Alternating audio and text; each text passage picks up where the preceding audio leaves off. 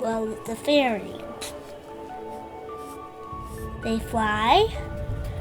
They can grant wishes.